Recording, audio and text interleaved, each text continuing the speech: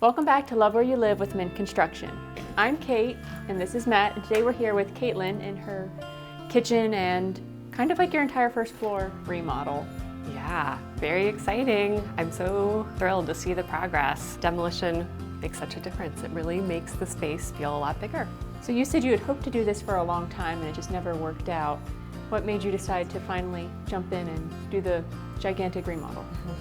The timing just seemed to be right, and I think particularly after being home a lot last year during the pandemic, really shined a spotlight on all the things that we were hoping to change about the space over the years, but just hadn't quite focused on or put the time and energy into, and so it just happened to work out that this is the time. Yeah, I think I remember connecting with you, was it late last summer?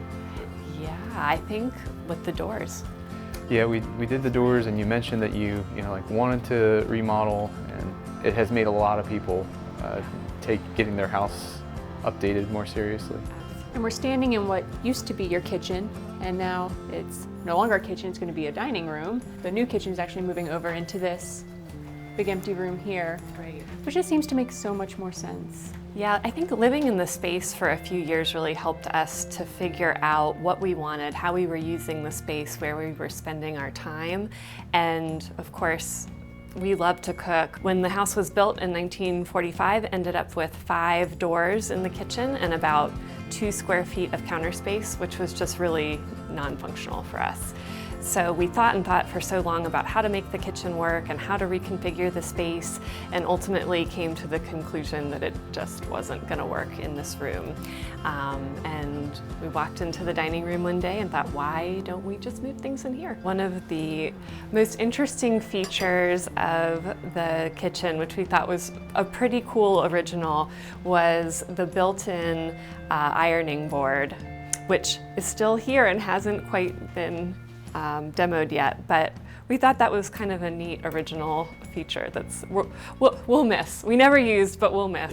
So I was going to ask, did you use to serve guests? They put some cheese platters on it and then fold it away. This house had a couple neat things like that. The telephone nook, you see those occasionally from a certain period. Those are cool. It's going away, but it's neat to see a little piece of history before it's gone. The molding over the dining room walkway here, and as Kate pointed out earlier, the registers on the heat vents are cool and original, and so it's kind of fun. I mean, there's so few houses where you find those original details that it was kind of neat to have those here. What you've got red oak flooring in the rest of the house, well, the rest of the first floor, which would have been the nicer hardwoods, and then when they came to the kitchen, they would put something cheaper down, like pine, and they would put that up on the second floor, where it might likely get covered by carpet, or in here, for example, covered by linoleum. They just needed something down as a base, and why put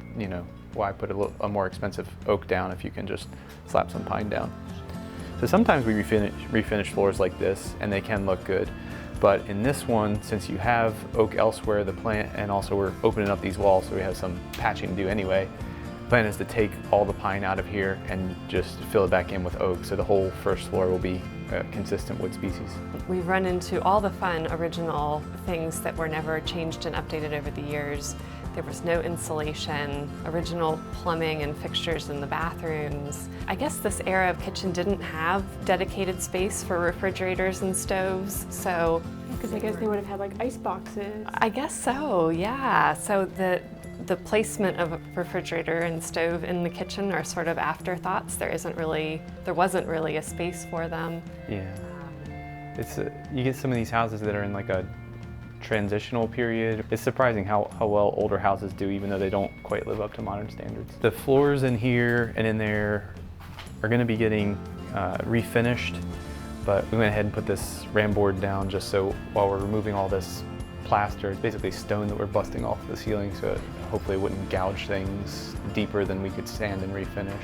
Still a bunch of demo work in here. As you can see, there's nails everywhere that still need to be pulled. We'll be wrapping that up and onto reframing, where we can start to open up this wall right here, which is not load bearing, and that's what we expected when we planned it, but I've learned in some of these older houses, what you can observe before things are opened up may not be how things actually are. Things could have changed through the years. Somebody could have done their own project and cut a floor joist and sort of shifted the way the house works. So this wall we can take out, do whatever we want with relative ease, and we're just going to be putting partition walls back in. We're doing replacement windows, but we also kind of need to rework them a little bit. These windows sit a little bit too low for the countertop height, so we'll shorten them. And then besides just being all technical, then you actually get all the new finishes too. We just went for classic white in the kitchen to make it clean and bright and emphasize the open feeling that we're going for. So you have the white shaker cabinets, the kind of marble looking quartz here. And then I remember you had liked actually a white tile that we had seen as a subway tile. And I mentioned that they had it in like the more unique square. And so this is going to be the backsplash. These are really nice too because they have such shade variations, not just white subway tile, not just white, because sometimes if you look at it, it has like a white or a gray, and you get some of the shadowing in there, which is nice. So we're about 50% demoed on the bathroom upstairs. Still have plaster and wallboard to remove, and then the cast iron tub is always a fun thing to get down from the second floor. They usually are like somewhere in the 300-pound range. But I'm excited upstairs to get that completely updated, to get the cast iron out, get the old iron pipe, get it actually insulated, and turn it into this nice bathroom with a walk-in tile shower. So hopefully when everything's done, you'll have a more functional house and living space, somewhere that's really comfortable to be. We are really excited. I think we've been making do with something that's worked, but not as functional and not as comfortable as we would like, and so we're very excited about what this will become. Thanks for allowing us the opportunity to work on your house. Well, thank you for all of your help with the design process. It's been a lot of fun. Thanks for joining us on Love Where You Live with Min Construction. When we come back, the project will be done like that.